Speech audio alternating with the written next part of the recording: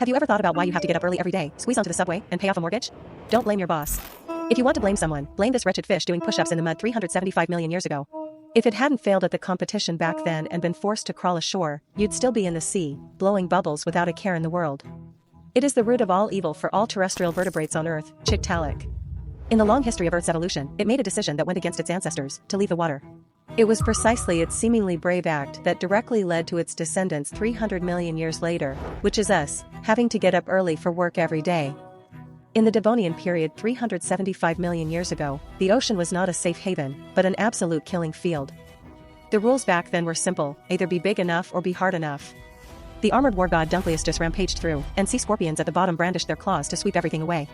As a bottom-tier fish with neither thick armor nor sharp teeth, Tiktaalik's daily routine consisted of only two things: being eaten, or being on the way to being eaten. It didn't dare go to the deep sea, that was a restricted zone for top predators. It could only settle for oxygen-poor, high-temperature, weed-filled swamp shallows. But even this barren slum had countless competitors wanting a piece of the pie. Pushed to a dead end, Tiktaalik looked up at the quiet world above the water's surface, land. Since it couldn't survive in the water, it would break the rules completely. To survive, Tiktaalik began a frantic body modification. Since there wasn't enough oxygen in the water, it forcibly evolved a lung-like organ to stick its head out and breathe. It couldn't swim in the shallows, so it transformed the cartilage supporting its fins into wrist and elbow joints.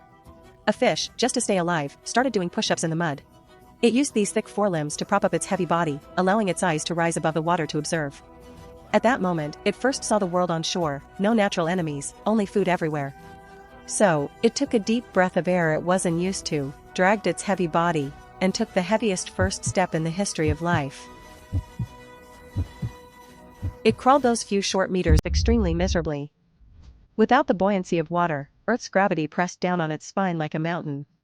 Unfiltered UV rays ruthlessly burned its skin, every inch moved was accompanied by muscle-tearing pain. But it didn't look back, for it knew that returning to the water meant certain death. Crawling onto land might offer a glimmer of hope. It won. It successfully escaped that cruel battlefield and became the first pioneer to occupy land resources. From that moment on, amphibians were born, reptiles were born, mammals were born, until humans were born. Tiktaalik joyfully thought that crawling ashore was to find a paradise for its descendants where they could lie flat forever.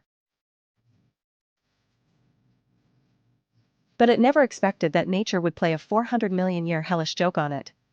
The limbs it risked its life to evolve are now used by its descendants to tap on cold keyboards and squeeze into morning subways. It thought escaping the cycle of big fish eat small fish in the water would lead to bliss. Instead, its descendants are firmly trapped in workstations by things like mortgages and clock-ins. Nature tells us through this joke across time and space, in this universe, escaping never solves any problems. The ability to evolve to avoid one trouble will eventually push you into another more complex and cruel one. So next time you feel desperate at your workstation, don't blame the boss, blame Tiktaalik.